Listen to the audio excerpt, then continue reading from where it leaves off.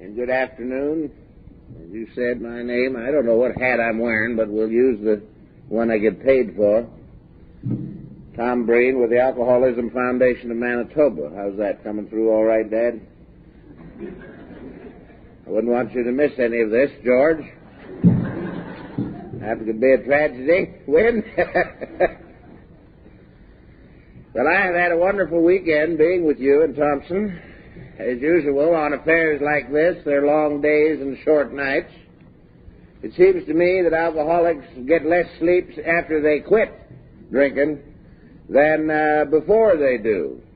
But I'm not here to talk about Alcoholics Anonymous, but other than the fact that we in the business of alcoholism, without the availability of the therapy and the program of Alcoholics Anonymous, are out of business.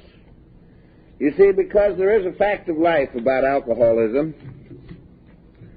and that is that after all those of us who are in the professional end of it, those who are in the professional end of the treatment of alcoholism are all finished. The doctors, the psychiatrists, the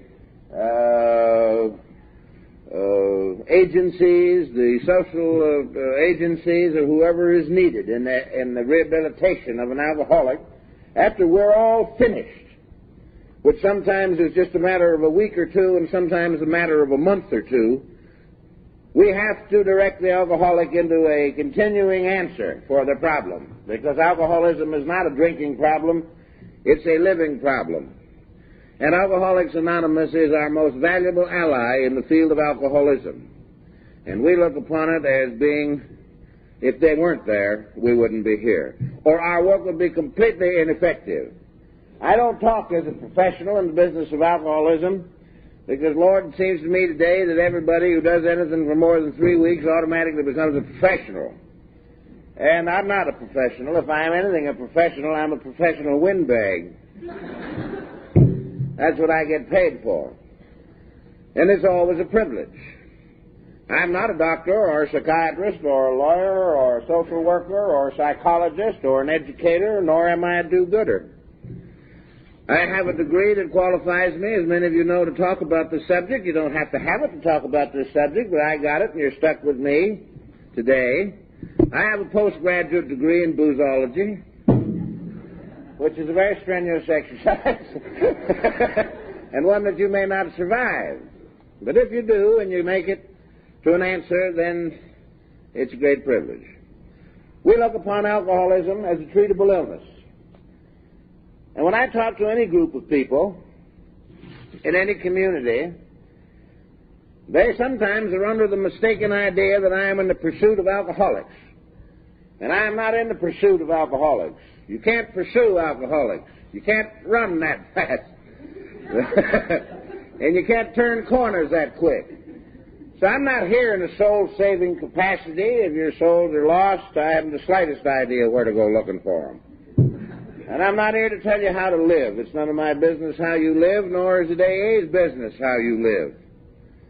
But I'm here to share a little information about alcoholism and what it is and what we can do about it.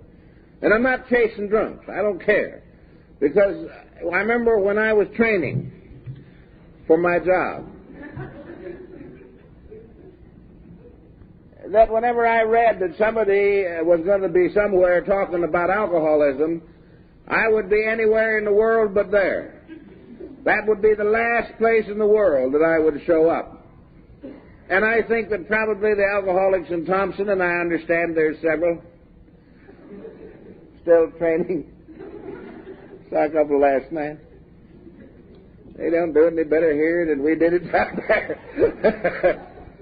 there. I want to share with you information, and you, as a result of understanding the problem, getting it out in the open, coming to look upon it as a treatable thing, that the human being, male or female, who drinks is not necessarily a weakling or lacking back power, will bone, or the ability to stand up and be a man, turn over new leaves, or pull up their socks. You'll get the alcoholics to help. You will create the atmosphere in the community that will allow the alcoholic to get the help. Because the alcoholic, the person who can't drink successfully, and they're in a minority, is under the impression that the inability to drink large amounts of booze of any description is a weakness, lacking moral fiber, and intestinal fortitude, and all that jazz. And yet it isn't necessarily true. Alcoholism is catalogued by the World Health Organization of the United Nations as a disease, by the American Medical Association. It's catalogued as a treatable illness. It's accepted in many areas in this country as a treatable thing. I'm not going to argue the medical aspects of alcoholism. Man, I'm not going to argue about anybody's theory on alcoholism, whether it's purely or simply this or that. I think the vital thing is that we recognize the fact that some people cannot handle alcohol and get into difficulty, and there is an answer for them, and let's get them to the answer. I don't care whether you and I disagree on the fact of whether it's a moral problem or a social problem or a psychological. What matters is that it is a problem, that we got it, and there's an answer, and we can help to get the person to the answer. And this is important. You know, we in the business sometimes spend more time. We got more geniuses per square inch in alcoholism than they have in any other area in the business of living. We have some of the stupidest geniuses that you've ever met. I've come to see in the business of living that because you're a smart guy does not mean you're a wise person. There's a great difference in being intelligent and being wise. We got a lot of bright ones, but we ain't got too many wise ones. You know. So we're just going to share a little today about what it is. Alcoholism is an illness. We call it a disease. Every time I get up and make that statement publicly, there's some bird comes out of the woodwork, says, "Here we go again, coddling drunks." Well, we're not coddling drunks. We don't call alcoholism a disease to sweep under the rug or to cover up the tragedies and heartbreaks they cause in their own life or the life of the people who love them and who they love and the community and the chaos. We don't say this to pat them on the head and say, "You're a sick boy, now pull up your socks." I had my socks up to my eyeballs and still got stiff with monotonous regularity. I got a new deal. I wear high socks. It's a better deal. We don't call it a disease for that reason. Well, disease gets a fact of life. The disease concept of alcoholism doesn't necessarily help the alcoholic or give him an easy way to quit drinking. This isn't the idea. The idea is that the men of science and medicine have labeled this thing. And I assume that they know what they're talking about. So let's get the idea out of our head in any community that if we look upon alcoholism as an illness, we're trying to cover up or we're going to try and lighten the deal. We're not trying to do that at all. 70% of the people probably drink booze. The vast percentage of those drink it with comparative impunity. About 1 in 15 drinkers, adults, will have serious difficulty with it. But the rest of them won't have too much trouble. Oh, they may get a little stiff on occasion, and they feel lousy the next day. A thirst the morning after isn't a symptom of alcoholism. It's a symptom of gluttony. You drank too much. If you drink enough alcohol, you're going to get dehydrated. And I've seen a lot of social drinkers dehydrated. Alcoholism Foundation of Manitoba. Nor are we affiliated in any way.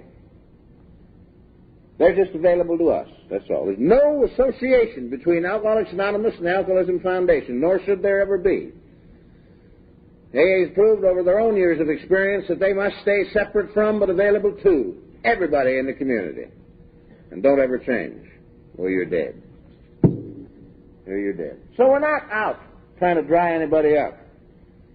Alcoholics Anonymous and people in the alcoholism business long ago learned that if you go and snatch people off bar stools, all you wind up with is 5 in the eye, usually. The alcoholics are very difficult to detect sometimes. They're not necessarily the guy that's stiff on a bar stool. That might just be a poor drinker. I have friends. You have friends who just can't drink? I have a couple. 2 beers and they're idiots. They said, "Do you think I'm an alcoholic?" I said, "No, I think you're a nut." You know, you just can't drink. There are people who cannot assimilate, burn up alcohol, and then they drink. Screw. An alcoholic isn't necessarily this. Alcoholics can probably drink with comparative impunity for quite a period of time. The booze becomes more important.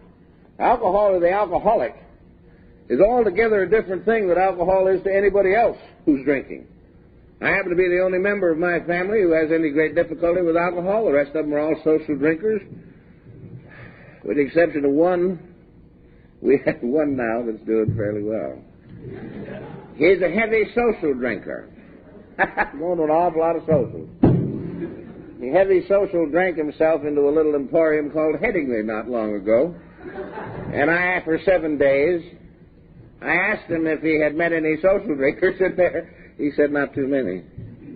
And if you did meet any in there, they ain't in there for drinking. They're in there for writing checks or something. I don't know what they get in there for.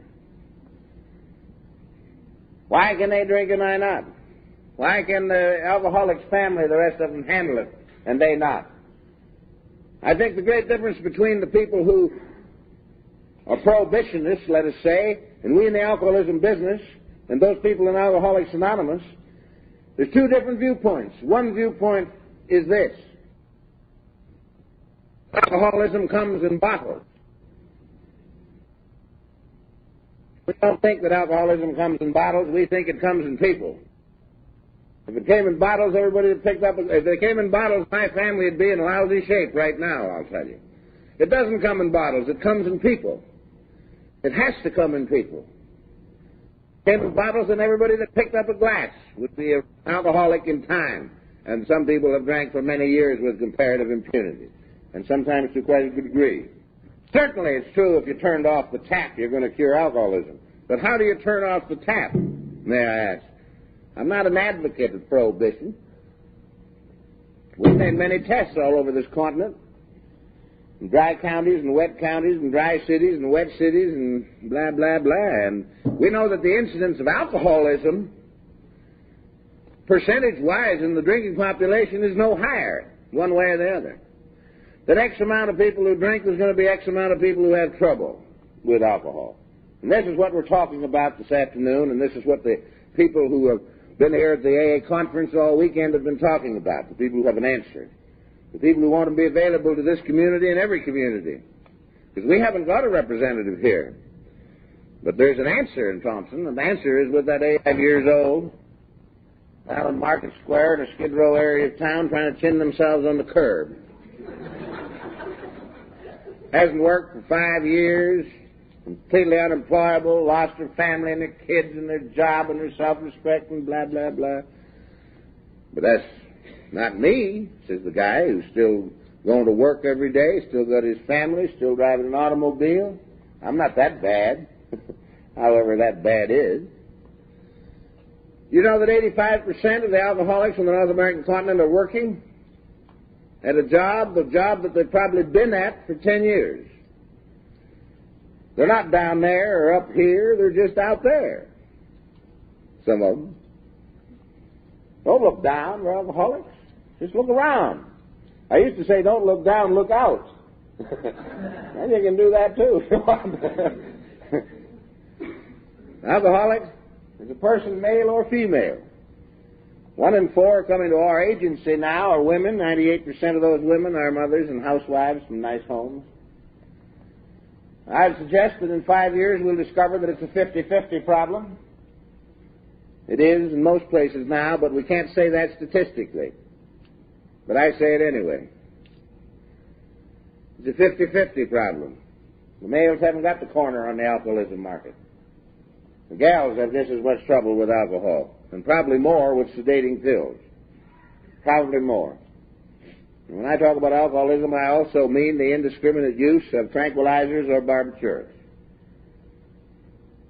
I have more friends addicted to non-habit-forming drugs than you can shake a stick at. I have a friend of mine who hasn't had a drink, an alcoholic for 3 years, neither has he hit the sidewalk for 3 years.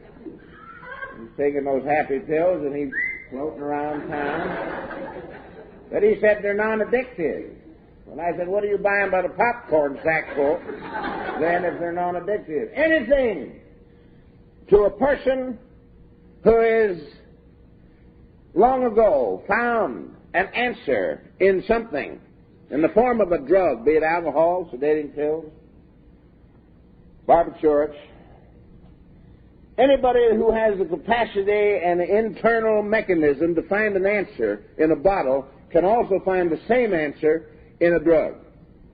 And I've seen more alcoholics switch addictions. Sure, you can't get physically addicted to tranquilizers, Valium, Librium, etc., but you can get psychologically addicted to it very rapidly. And the medical profession will tell us this. But the trouble with the alcoholic in the medical profession is that the alcoholic removes from the doctor two of the great tools they have to help people. Two tools that they have in their package and bag of tricks that if it's deprived of them, their ability to help anybody in medicine or psychiatry even is destroyed. Number one, an accurate case history. How many of you who I know are alcoholics today, when you first went to the doctor, not about your alcoholism, but about your flu, gave the doctor an accurate case history? You lied about your age. You lied about your income. You were told you were making twice as much. He said, do you drink? You said socially. Most alcoholics get sober before they go to the doctor. They don't go drunk. Lack of intelligence isn't a symptom of alcoholism. If you go to a doctor drunk, he's going to tell you you're drinking too much. So you get sober.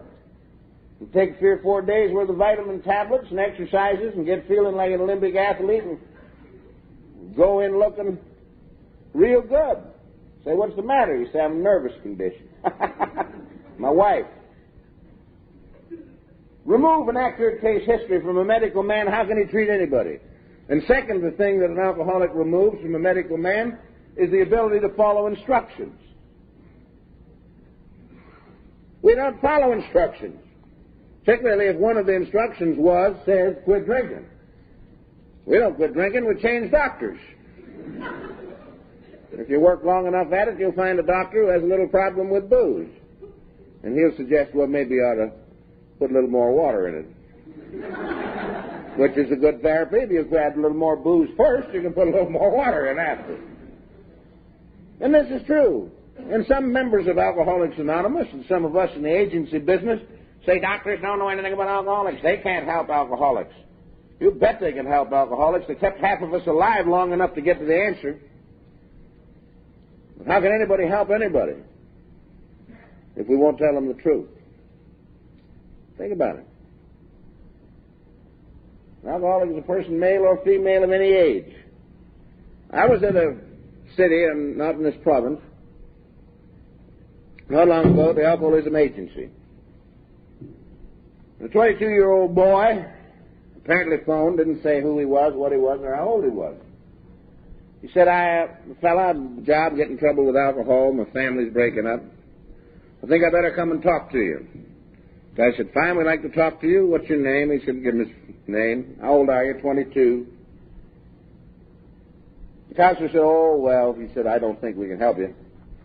He said, you're too young to be an alcoholic. I hope that kid survives. I hope he survives to get back. I talked not long ago at a school where a 12-year-old comes to school every day with a pint bottle of homebrew. 12-year-old boy that comes to school every day with a pint bottle of homebrew. He used to do it to start to be smart. Now he does it because he can't get there unless he's got it.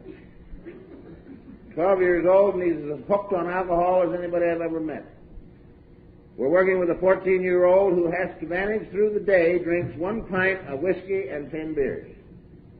And I've never seen him under the influence of alcohol. We nearly lost a 17-year-old girl with portal cirrhosis of the liver from alcoholism. So it happened. We work very closely in the city of Winnipeg and Brandon and other places with a young AA groups that are springing up.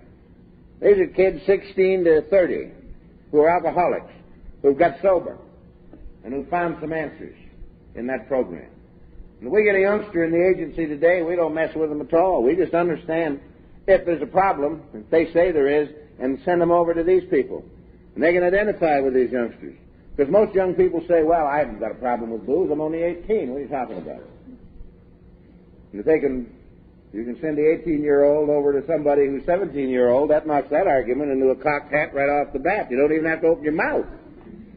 So how old are you? 17. Whoops. You know. And I don't think it's important. I think sometimes in alcoholism you and I get too wound up in semantics. By that I mean wondering whether they're alcoholics, problem drinkers, compulsive drinkers, pathological drinkers, or potentials. I don't care. If booze is a problem, it's a problem.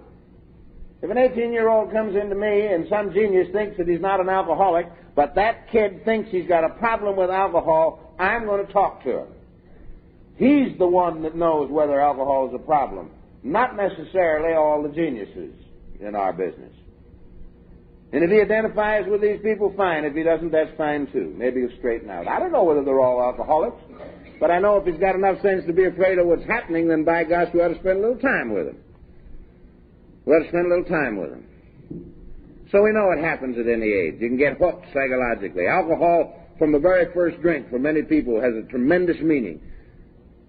Alcohol to most people just gives them a little pleasure. They have a little fun at the party. They may make an idiot of themselves. I don't know. Most people don't. The hogs do. Doesn't matter.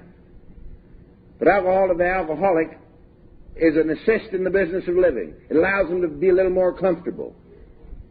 It allowed me to handle my father and my mother and the family and the in-laws and the outlaws a little bit better. I could talk better. You get psychologically addicted to booze before you get physically addicted to it. It just makes life a little more comfortable. And if he identifies with these people, fine. If he doesn't, that's fine too. Maybe he'll straighten out. I don't know whether they're all alcoholics, but I know if he's got enough sense to be afraid of what's happening, then by gosh, we ought to spend a little time with him. We ought to spend a little time with him. So we know it happens at any age. You can get hooked psychologically. Alcohol, from the very first drink, for many people, has a tremendous meaning. Alcohol to most people just gives them a little pleasure. They have a little fun at the party. They may make an idiot of themselves. I don't know. Most people don't. The hogs do. Doesn't matter. But alcohol to the alcoholic is an assist in the business of living. It allows them to be a little more comfortable. It allowed me to handle my father and my mother and the family and the in-laws and the outlaws a little bit better. I could talk better. You get psychologically addicted to booze before you get physically addicted to it. It just makes life a little more comfortable. And then you start rationalizing and justifying and figuring it all out. Lack of intelligence isn't a symptom of alcoholism, although it sure appears to be to those who are standing around, those who are working with. Well, you just get out of one jackpot and you're sober, looking straight at the record and walk right into it again. You say, what's the matter? Can't you see, I believe, is the favorite phrase. Can't you see what you're doing to yourself, to your family, to your wife, to your kids, to your job, to your self-respect, to your human dignity? The alcoholic knows exactly what's happening, but maybe ignoring it, but maybe the thought of living without alcohol is too abhorrent. Because alcoholism is not a bad habit. It's not a bad habit. This is idiocy. An alcoholic doesn't drink just because it sounds like a good idea. The rest of the people drink because it's a good idea, or because it's part of their social life, or it's part of their way of life, and I have no objection to that. The alcoholic drinks because they found an answer in a bottle, an answer that makes the business of living a little more comfortable, one day at a time. They can handle things a little easier and a little better. Now, that's not a bad habit. That's addiction. And addiction is a dilemma, a disease of the body, mind, and soul. And alcoholism is a disease of the body, mind, and soul, therefore it's an addiction. The degree of addiction is unimportant. Male or female of any age, race, color, creed, background, or denomination to whom alcohol has become a continuing and growing or recurring problem in any or all departments of their life. The sociologists tell us we've got 3 departments: social life, family life, and vocation or work. Now, if any area of this life is beginning to sag and begin to fall apart as a result of the intake of booze of any description, then there's a problem. The degree of the problem is unimportant. The degree of the problem is unimportant. Whether it's a little itty-bitty problem or whether it's a massive problem. We get a phone call. I have a brother who's drinking too much. Has he done anything about it? Has he joined AA? Has he talked to anybody about it? Oh, he hasn't joined AA. Not that bad. Well, how bad is that bad? What do you think this is? Leper colony? Alcoholics Anonymous is not a leper colony. Oh, they said, no, he's just a little bit alcoholic. Should we tell them? Yeah. All right. Being a little bit alcoholic is great similarity to being a little bit pregnant. You can't be. You either is or you're not. You know. That's right. But I'm not that bad. I still got my wife, my kids, my job. And so many people in the business of employment think this. And it's idiocy. Boy, what booze costs industry in this country. There's the Algoma Steel Corporation. What do you think? A little meditation about now might help. Fantastic. You know, by the time that the alcoholic problem gets to the boss, it'll go on for 10 years. It'll go on for 10 years. I think there's two reasons anybody in any community anywhere on this continent should be interested in alcoholism. Number one, humanity, because they're people. Number two, economy, because it costs dough. It costs dough. As simple as this. And the recurring part of this problem, that going back in the face of disaster, is the problem with alcoholism. This is how you detect it. Alcoholism in its early stages will mimic things. It'll mimic irresponsibility. It'll mimic manic depression. It'll mimic many things. But if you check into it, you'll find out that it's alcoholism. And yet we think quantity that the person drinks has something to do with the problem, and it has very little to do with the problem, except in the early years. I would suggest to you that the 18-year-old in this town who's heading into alcoholism, or the 17 or 16-year-old who's heading into alcoholism, or any town, is not necessarily the one that is maybe having obvious problems. He may not be. Can be. Don't get me wrong. Can be. But may not be the kid that goes to the party, drinks a little too much, and gets sick. He may be, but he may not be the kid whose mounted police catch driving too fast once. You know who it may be? Who may be the guy that's moving into cock-bitten addiction? Maybe that 17 or 18-year-old who can outdrink all the rest of them, who at 17 or 18 has built up a fantastic tolerance for alcohol, who never makes a fool of himself, goes to the dance, dances, does all those things, who's there till the last dog is hung, drinks twice as much as anybody else, but handles it, drives all the rest of the drunks home, props them against the door and rings the bell, and go on home without any difficulty. But at 19 or 20, when he says this stuff is beginning to change the direction of my life, I'm getting in a little difficulty, I better quit this stuff, he tries to quit and finds he's got a monkey on his back. He can't. He can quit, but he can't stay quit. And that's the problem with alcoholism, you see. I had a guy in not long ago. He said, I'm not an alcoholic, I can quit any time I want. I said, comfortably? No. He said, I hate it. Well, is that normal? You see, the problem in alcoholism with the alcoholic is not quitting drinking. The problem is stopping from starting. I've never met an alcoholic, lest it be psychotic or at the very last acute stages of alcoholism, who couldn't quit drinking. Quitting isn't the problem. Stopping from starting. Continuing to live out there in the human race on a continuing basis without the necessity of a drink. That's the problem. The social drinker, heavy drinker, even a Saturday night drunk. If he didn't get drunk on Saturday night, it wouldn't be a disaster. He may think something strange has happened, but it wouldn't be a disaster. Now, when the Saturday night drunk starts getting drunk on Wednesday, then we have a look at it. But there are no problems. If it's there, they drink it. If it's a cocktail party, or they go to the pub before dinner, there's nothing to do, and they sit and have a few beers. This isn't necessarily alcoholism. They can quit. If they couldn't get to the pub one night, fine, you can't get to the pub. I've got to work. No great sweat. The alcoholic who can't get to the pub that night goes to work, but thinks about nothing but being unable to be in the pub that night. You know, Simon Legree of a boss of mine. And he's uncomfortable. And he can quit, but he can't quit comfortably. He can't live comfortably without it over a continuing period of time. And this is the problem in alcoholism, definitely. Social drinker drinks or doesn't drink. It's there. If they drink it, they're not, they don't. Fine, that's good.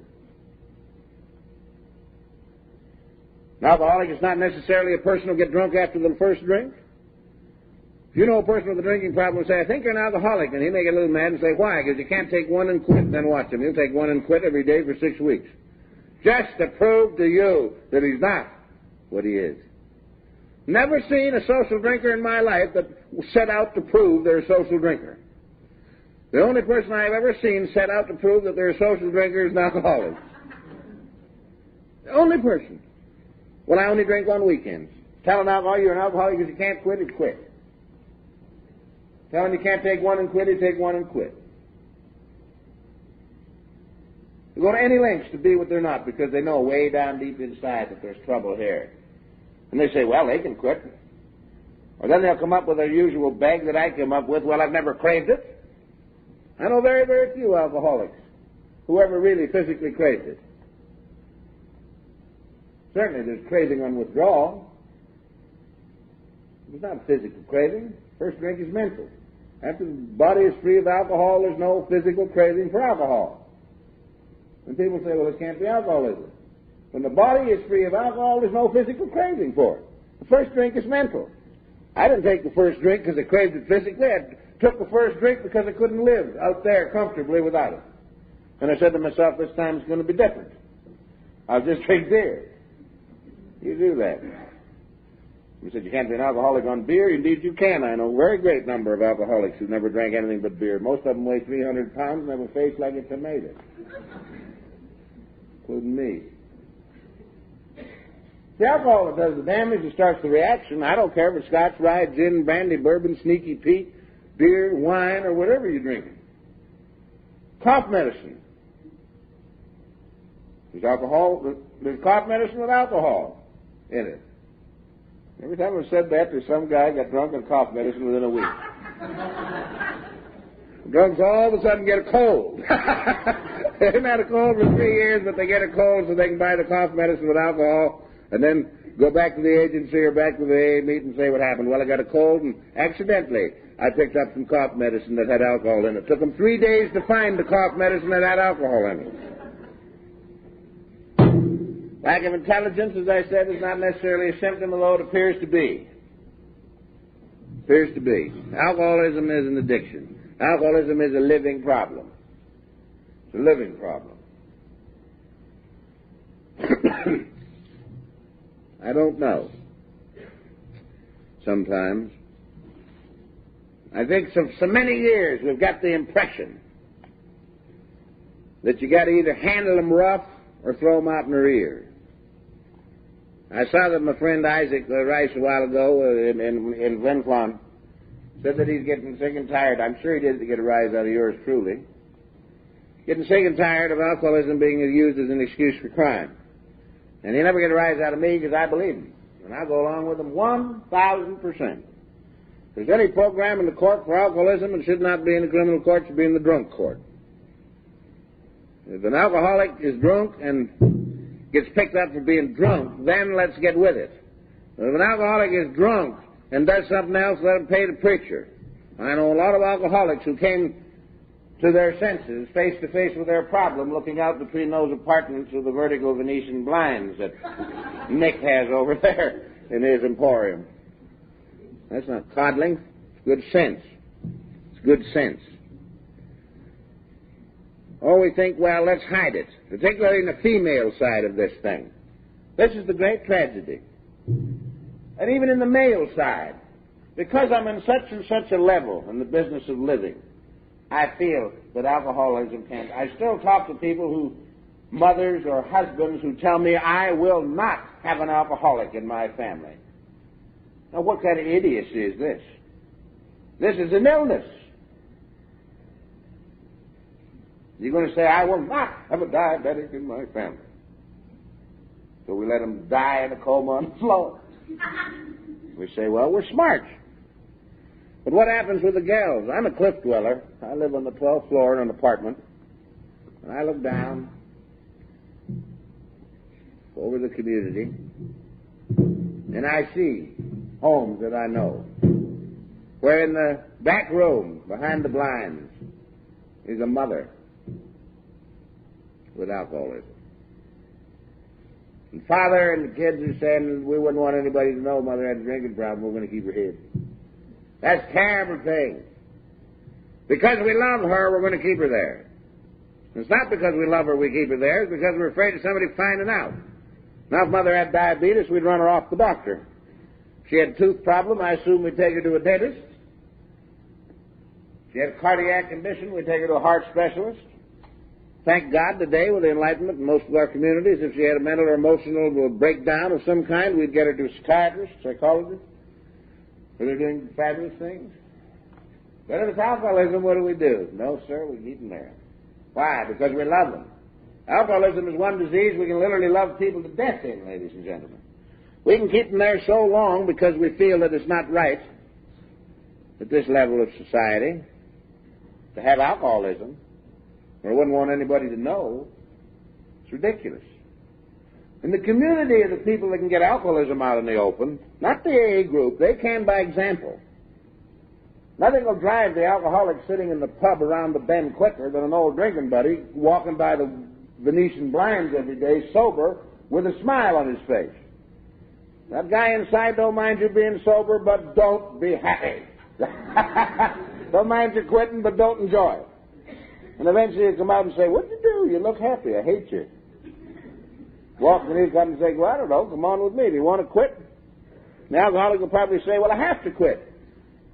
And the member of AA will probably say, that's not what I asked you. Do you want to quit? He said, well, I never thought of that. And he'll take it. The community. I'm convinced. When I said I'm not pursuing alcoholics, I'm not. I'm pursuing understanding where we can create a funnel. A funnel of a doctor and lawyer and merchants, chiefs, butchers, bakers, candlestick makers, bosses, policemen, judges, nurses, housewives, people of understanding, people of intelligence, who can recognize alcoholism for what it is and say to the alcoholic, buddy, you don't have to be like that. Why don't you go and talk to these people? Why don't you go and see the agency, whatever you have in your community to help? And you allow the alcoholic to get there. And instead of patting them on the head, you start closing doors, but closing them in love and understanding. You quit paying off the checks. You quit saying poor old John is having a lot of flu this winter. And the boss says, listen, buddy, once more and you're out. Now go and do something about it. And we create a funnel in every community that allows the alcoholic to fall into help. They may not accept the help, but they'll get there. Because the alcoholic is a phenomenal ability to feel nobody knows the trouble. Nobody knows I'm having problems. That's why Alcoholics Anonymous, I guess, is anonymous for the first 3 months of their sobriety. Wouldn't want anybody to know I've joined AA. It's all right to lie out in front of the Burtwood Inn at high noon, but I wouldn't want anybody to know I have drinking problems, you know. I've never seen such ability to ignore the obvious, you know. It's all right to be stumbling around town every day, but Lord, I wouldn't want anybody to see me sober. They might think I haven't got any guts. They'll think you got guts. Isn't it astounding? To me, it's amazing. I don't have any difficulty recognizing alcoholism in people. I can go to any cocktail party in the world and spot the drunks in 3 minutes. And they're not the ones falling on the floor, and they're not the ones standing at the bar. They're standing from the bar about 2 feet with their back to it, keeping their eye on it. The social drinker's all bellied up to it. He doesn't care. He doesn't care if somebody sees him having a drink. The alcoholic knows he's got a problem, is aware that maybe somebody, and he's standing just away a little. Beautiful. Beautiful. And you're always pointing to the wrong one, except at the end of the party. And if you're having a party and you got a little booze, watch who leaves when you open the last bottle. Not finish it, open it. When you open the last bottle of whiskey, watch who leaves right after. That's the alcoholic. You see, the social drinker, the heavy drinker, the Saturday night drunk doesn't care when you run out of whiskey. When you run out of whiskey, he goes home to bed. The alcoholic cannot ever afford to run out of alcohol. And when you open the last one, he knows that they're going to drink it, he's not going to get much, and he's out arranging for the next one. And don't think you're going to bring it back to the party either. He's going to take it home, put it under the pillow. What you leave? It's a strange thing. Strange thing. But it's so obvious and so easy to detect if we know it. But we cover it up. We sweep it under the rug, particularly in industry. We ignore it completely. But the cost of my own business 10 years ago of Lord knows how much money every month. I can put a price tag on people. And I spend money training them. And they're not producing too much for me or them and their families until a certain point. And all of a sudden, after we reach a certain point, he gets just a little bit alcoholic. And I say, well, it's not happening. It's fine. He's there every day, never missed a day's work. I know 1,000 drunks who never missed a day's work. 1,000 drunks who never missed a day's work. Why? Because they know if they missed a day's work, somebody might think they got a drinking problem. It's as simple as that. So they go to work, and they're there, hanging on to the walls. Working? No. But I'm paying them full day. And they're beating the pipe through the tile of the water fountain. Or they're telling everybody what a slob I am. Because I wouldn't give them a day off. And they never asked. The guy came in to me and said, you won't give me a day off. I said, hold her. What do you want? He said, Bill, well, why don't you ask for one? Oh, he said, didn't I? I said, no. I said, well, don't take a day, take a week, baby, and go to the hospital, get sober. And if you come back drunk again, that's the end of the ball game. Amazing. It's amazing. I think the greatest answer in any community for alcoholism that is with us, the agency, the Fellowship and Society of Alcoholics Anonymous. Everything that has ever come out, any research that's ever been done, any agency that's ever been created, anything that has ever happened intelligently in the area of alcoholism stemmed from the foundation of Alcoholics Anonymous 32 years ago. And the amazing discovery that these people who the scientists say cannot get sober, all of a sudden got sober. You see, because scientifically we can't get sober. Alcoholics Anonymous founded 32 years ago, and all of a sudden people started getting sober who were hopeless. Hopeless drunks. And they're sober, and they're in the community, and they're doing their job, and they're raising families and kids and providing, and something happened. Then all of a sudden we experts got into the act, said, better have a look. Can't be. Can't happen. But it did. So everything that ever came out of alcoholism has come out as a result of AA. Alcoholics Anonymous is not a leper colony. Alcoholics Anonymous is not a temperance society. It's not a religious movement. Many of the clergy, many of the medical people, many of our community leaders think that AA is in competition with somebody. Alcoholics Anonymous, as far as we know in our agency, is not in competition with anybody, including us. And we're in the business. Alcoholics Anonymous is not a welfare society. They have no money. They don't have jobs. They don't have clothes. They don't have rooms. They don't have rent. They have an answer in the form of a way of life for the alcoholic. That's all. And you got to want it. Certainly you got to want it. But we know, you've heard the phrase in alcoholism, rock bottom. I want you to hear that there is no such phrase in alcoholism. I've read every book that they ever put out, and most books that everybody else ever put out, and I've never heard the phrase rock bottom. The word is bottom. Bottom, according to my own individual set of standards, wherever I be in the business of living to whatever degree the problem is. A bottom according to my own set of standards, not yours. And I hear so many members of AA sometimes saying, he ain't ready yet. And they send him out, hoping he'll bounce back. And sometimes he doesn't bounce back. He bounces and splashes. He doesn't get back. That's his business if he ain't ready yet, not my business if I'm in the business or a member of AA. It doesn't matter.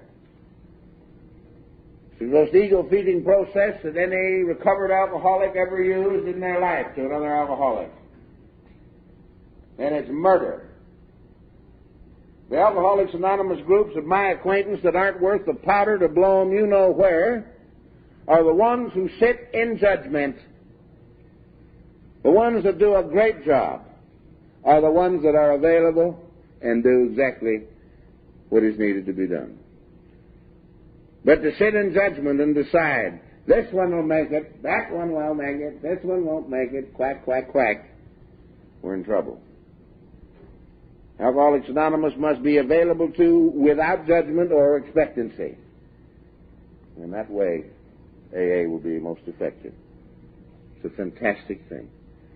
Bottom, I had a great experience in February. I was in Houston. And when I left for Houston, there was a little guy drove me to the airport in Winnipeg. And he had the doggonest sliver you ever saw in your life. And we barely missed. And this guy was about 35. He'd been 20 years virtually in and out of the security institutions. He'd broken every law of God and man that had ever been invented and had paid for it. And he'd been for the last 20 years exactly where he should have been, in the bucket. But he was an alcoholic. But over the process of these years of harming himself and harming people, he'd run out of everything but the city. There wasn't one human being that he started out with at the age of 15 that was left. Not one who cared whether he was dead or alive, drunk or sober, in or out of the can. He didn't have anybody in the world. He had a bottom below basement, let me tell you. But all of a sudden he got sober and came face to face with himself and found some answers, and he'd been out now about a year and a half, and he's sober, and I think maybe he's going to do all right. He was marked, cataloged, by every psychologist and social worker that he ever came in contact with as hopeless and incorrigible. Well, I don't know. He's pretty good looking and incorrigible to me right now. He's going to get married, and he's got a good job, and he's doing pretty fair. Time will tell. And there's a guy that hit bottom. Brother, he hit bottom that's bottom. I got on the plane and I flew to Houston. A guy picked me up in the airport in Houston with his Rolls Royce. And he took me home for coffee, and my goodness, he had another one in the driveway. First guy I ever met with a brace of Rolls Royces. And he hit bottom. He hit bottom with 200 million smackers in the kick. All his. And I would suspect this. I would suspect that this kid in Winnipeg and Dawn in Houston, when they hit bottom, I would suspect that their hopelessness, loneliness, fear, futility, guilt, and remorse were very close to each other. One guy below basement, and the other guy that if he drank for the rest of his life couldn't possibly drink at all. He couldn't drink the interest. He couldn't give the interest away, because they don't even let you do that. And yet here's the one end of the pole and the other. Now this is most rare exception and not the rule. Because most of us with this problem are right in the middle somewhere. You know? This problem. So we talk about bottom. Sometimes to help an alcoholic up, you have to help him down. I have never bailed an alcoholic out of jail for 10 years. Get me out of here, get here. Bail me out. I said, when do you come up? Tuesday, we'll see. But I got to go to work. Hadn't been to work 4 days. Great place to think. Wonderful place to think. First, depends on the accommodations.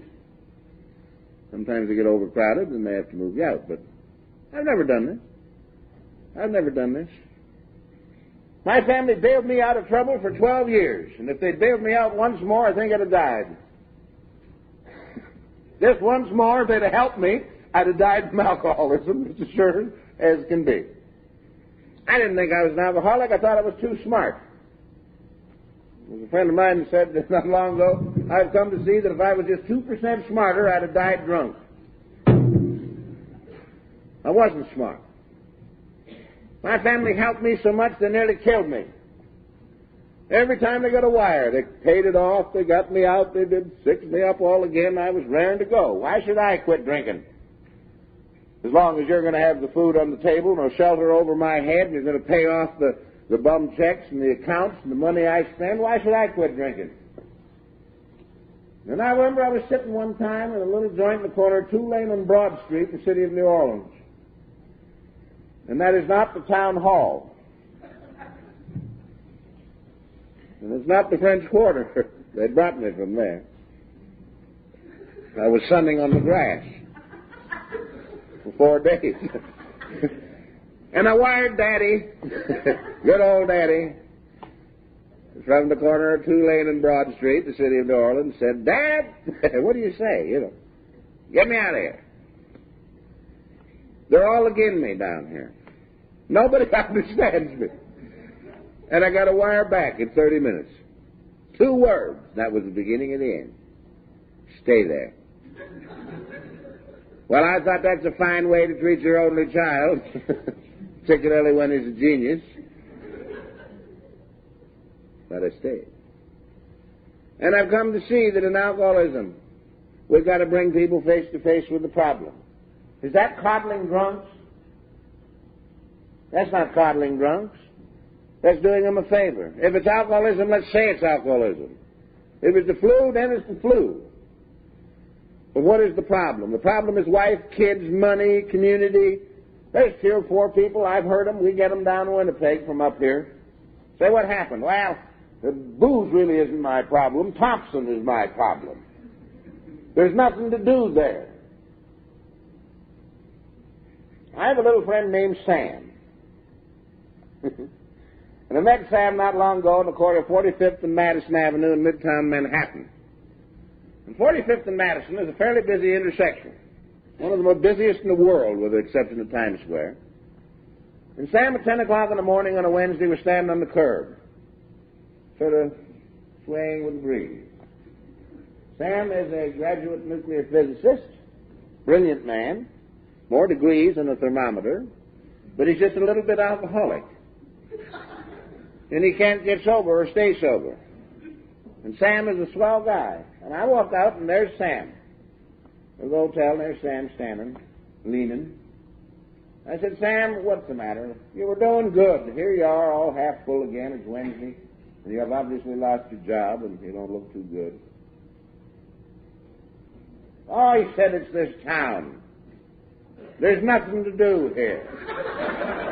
8 million people in the city of New York, that he can invite him to do. So you see, it's no different here than it is anywhere else, is it? Not a bit. But we'll make it different. To help us up, sometimes you got to help us down. Let's get this thing on the table. Let's have a look at it. Let's see what it is. And when the guy says, I don't think I got a problem, say, well, go and listen to these people and see what they say. Maybe you haven't. You know, we had a little guy played the symphony in one of the major cities. Pat, and then I'll shut up. But you got to hear about Pat. Pat was a little Irishman who looked like a leprechaun. He was the sweetest little man that ever saw in your life, and he played the piccolo. Or something.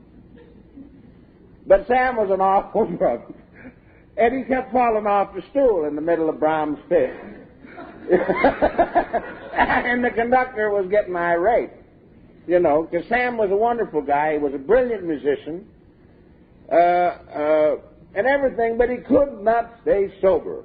He got into the Bushmills, and that was the end of the ball game. But Sam, they thought so much of him, he played for so many years with the symphony, that they come to see. After they had done this, they came to see us. And they came to see us, and they said this. This has been going on for 10 years, but they'd ignored it. Somebody would pick little Patty up and set him on the stool, and hand him his piccolo, and they'd be doing Brahms' Fifth, and he'd be playing something else, you know, which does create confusion in a symphony orchestra. So finally they decided that Sam was under too much, or Pat was under too much pressure. Poor Patty, wonderful fellow, we've loved him, he's been with the symphony for so many years. We're going to help him. It must be the pressure that Pat's under. What we'll do is get him away from the pressure. You know what they did for Pat? About to kill him. They sent Pat on a 3 months, all expense paid trip to Ireland. And well, you know what happened to Patty. We took him off the plane on a plank. And I don't know whether he's out of that laughing academy yet. But we'll help Patty. This is human. This is the way it makes sense to us who are human beings. But in alcoholism, it does not work. They nearly killed Patty, loving him to death.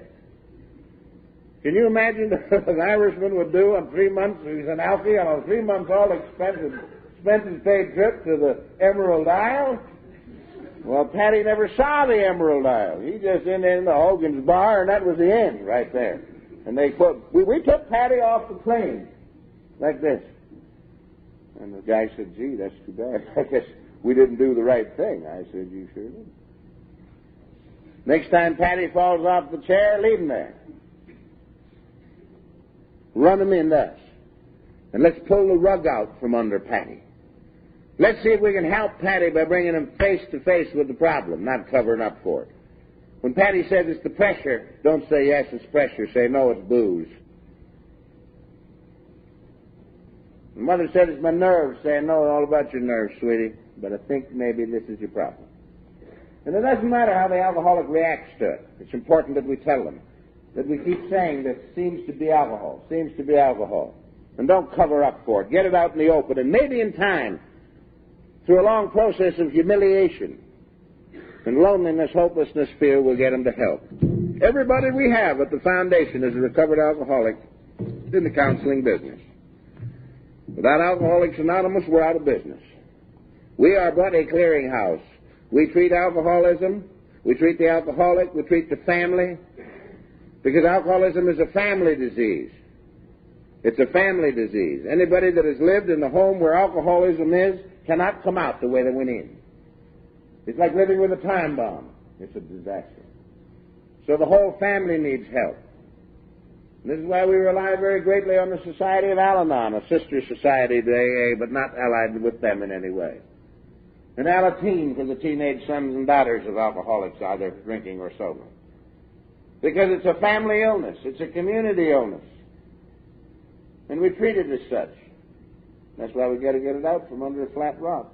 Not coddling. Not bad you say, you poor sick boy, do that, he'll drink himself to death. But tell him the truth, the truth, the truth. Honesty, truth, and frankness is the only approach that has ever been, is now, and ever will be successful. But after you and the community come to understand this, and I know you can, and I know you will, and you send the alcoholic to the agency. We have facilities for men and women, living in facilities at no charge to anybody down there. But we've got to move them back into their community again after that. And they've got to get with the AA group. And the AA group is the only answer, a continuing association with the fellowship of AA, because Alcoholics Anonymous is not anything other than a way of life, a way of living. That's all it is. They get a lot of rocks thrown at them. They get a lot of criticism. But to my certain knowledge, and I'll make it a statement without fear of successful contradiction, that in my experience in the business of alcoholism, all over this continent, that the Fellowship of Alcoholics Anonymous and its answer, as the most successful continuing answer for the alcoholic, times 10 of all the rest of them put together. And they say to us in the agency, why do you send your alcoholics to AA? Where do you ask, am I going to send them? Certainly the Salvation Army Harbor Light have a program, and we work with them, and they're fine people. But the success of continuing sobriety, of the ability to live without the necessity of a drink, that Alcoholics Anonymous has is astounding. It is absolutely. It's one of the great miracles on the face of the earth today. because I think and I believe very deeply that the fellowship of AA is closer to basic Christianity than anything we've seen in 1,000 years. Those of us in the business know it. We know it. It's a phenomenal group of people. And they're hard to deal with sometimes. They got their share of nuts. And sometimes we get confused, those of us in the business, when we deal with AA. We're not dealing with an organization, we're dealing with a group of individuals. If you went to find Alcoholics Anonymous as a corporate body, you'd never find them because they're not there. They're just a group of individuals. But allow them to help you. Go and see what they have to offer. Go to one of their open meetings. See what they say. See how they function. Feel how they function. Every nurse in the city of Winnipeg and every training hospital now comes to the foundation, is talked to about alcoholism by myself or somebody else, goes to an AA meeting, goes to an Al-Anon meeting. Every nurse in training in this province today in the city and metropolitan area, which is all the training hospitals are at, including Brandon, does the same thing. Fabulous thing. And the nurses say, you can sit there, Tom, and tell us about Alcoholics Anonymous for 40 years. And we'd appreciate it, and we'd have the information. But we never knew anything about it until we went and felt how they work. So those of you who are interested in Alcoholics Anonymous, I'm sure that the local group would be delighted to have you sit in on an open meeting sometime. Not a closed meeting, that's for themselves. They don't let anybody in, and rightly so. An open meeting, go and find out. See what they have and feel it. And I'm sure you'll decide that this group of people that you have in your community are one of the most vital forces for helping human beings with this particular dilemma of anything you have in this town or any other community. Without them, we're out of business. And the greatest thing about them is that they're not selling anything. They're not selling anything. They're not waving any flags or flying any banners. Every dry alcoholic that I ever saw up on a pedestal preaching about the demon rum got stiff. There's a great deal of difference. You see, I think that the people in Alcoholics Anonymous, and the reason we love them in the business, is that they're not reformed drunks, they're informed drunks, and there's a vast difference. The reformed drunks are waving flags. The informed drunks are working with people, quietly, anonymously, because they want to, with no fanfare, with no expectancy of reward or recognition. Avail yourselves of this group of people. They're a joy to work with. It's one of the great experiences for any community to work with a local AA group. I know you do. If they mind their P's and Q's, I know you get along fine. It's been great to be with you, and I'm most grateful. Thank you a lot.